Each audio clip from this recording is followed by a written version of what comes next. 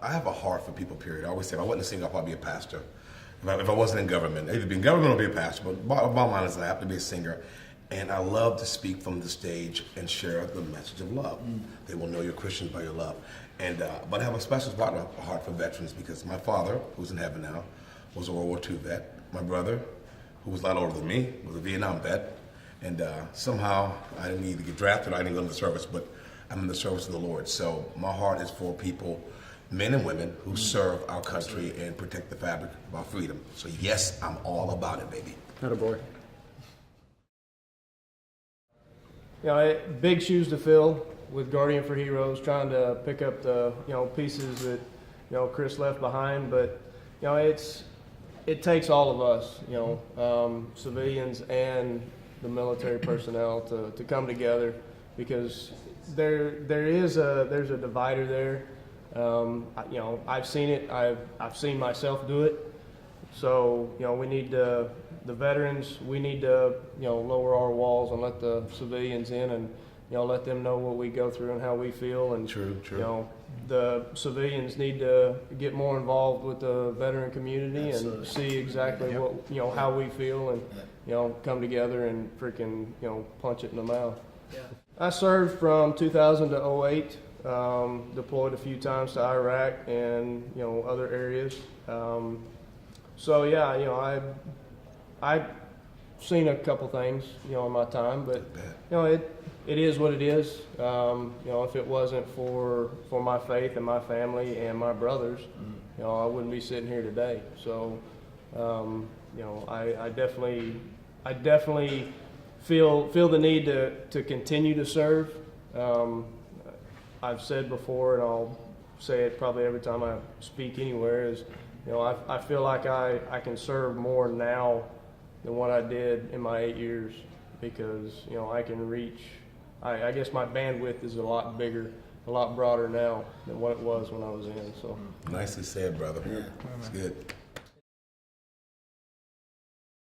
It's interesting because my dad served in Vietnam, my grandfather served in World War II, came home from the war to meet his 5-year-old son for the first time.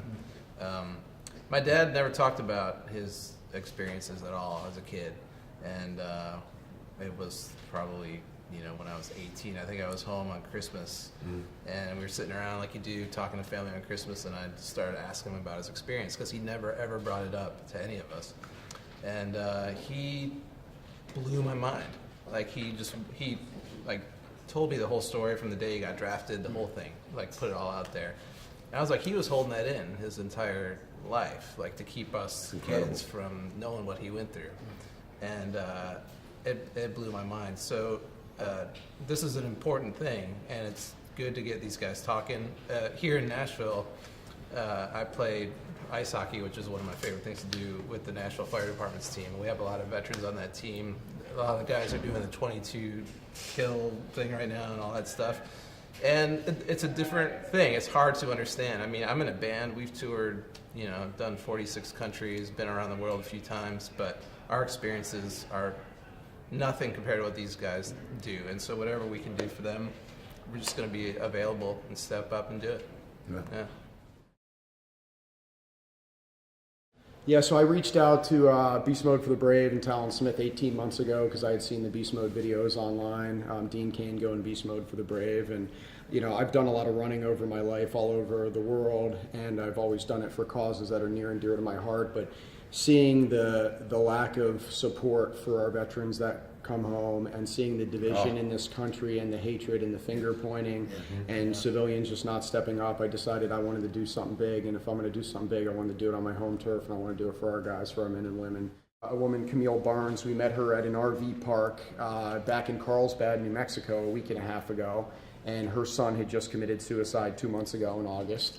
And story, he was 17 years old, high school, scooped him up, sent him to Afghanistan. I mean, remember the pressure? I'm just thinking back when I was 17, the peer pressure and trying to figure out who you are and trying to be cool and what. You don't have any life skills, right? He goes over to Afghanistan, sees some stuff, does some stuff. Every time she talks to him on the phone, He's dark, he's depressed, he's becoming a different person. He comes home, just like Jeff talked about, he's having trouble connecting with people, people don't understand, he's becoming more and more isolated. They did not get the resources that they need even when they requested help.